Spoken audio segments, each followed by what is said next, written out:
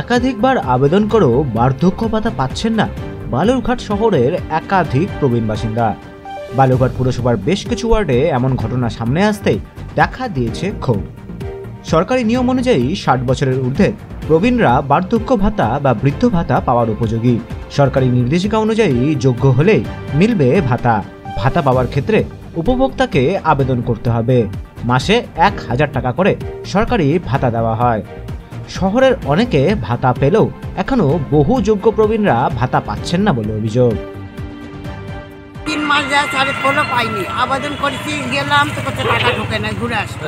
এখন টাকা চাচ্ছে, এখন টাকা নেবো, আমার একটু সুবিধা, আমি বয়স্ক লোক, আমার একটু পয়সা করি, খুব কষ্ট। মঙ্গলি ঘোষ 3 নম্বর ওয়ার্ড। 3বার আবেদন করছি, 2021 সালের 3বার যাই কয় তোমার নামে আছে, আর কিছু করবো না। এই পর্যন্ত কোনো কিছু পাইনি, এখনও পাইনি। এবারও করছি, এখন টাকা পাচ্ছেন না। টাকাটা কতখানি কাজে লাগতো আপনার? আমার টাকাটা ভাড়া পালি আমার খাওয়া দাওয়া ওষুধপত্র। হ্যাঁ, আপনার নাম কি? আমার নাম কোন নম্বর, কত নম্বর ওয়ার্ড? 2 নম্বর। আমি একজন মিল শ্রমিক, মিল ড্রাইভার ছিলাম। লকডাউনের পর থেকে আমার মিলের কাজ বন্ধ হয়ে গেছে। আমার বিয়ে পাস ছেলে বেকার। আমি এই বৃদ্ধ ভাতা পেয়ে আমার খুব উপকার হতো, সেটা বন্ধ হওয়াতেই আমার খুব অসুবিধা হয়ে গেছে। আমি সেটাই বলতে চাচ্ছি, আবেদন করতে চাচ্ছি যে আমি প্রতি মাসে টাকাটা পেলে আমার খুব উপকার হয়। কি নাম আপনার? সাধন অধিকারী, 2 নম্বর ওয়ার্ড। এ বিষয়ে বিজেপি নেতা বিরাজ বিশ্বাস জানান, বয়স্ক মানুষদেরকে দুয়ারে সরকার প্রকল্পে নিয়ে গিয়ে তাদের আবেগ নিয়ে ছিনিমিনি খেলা হচ্ছে।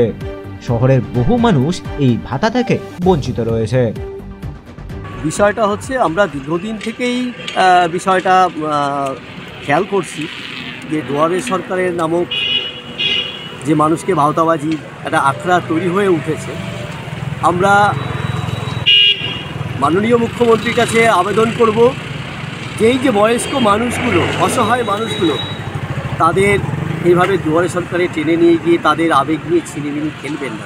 দয়া করে এই মানুষগুলো যেন শেষ জীবন পর্যন্ত সুস্থভাবে জীবনযাপন করতে পারে, তাদের বৃদ্ধ ভাতাটা পাইয়ে দেওয়া যেতে পারে।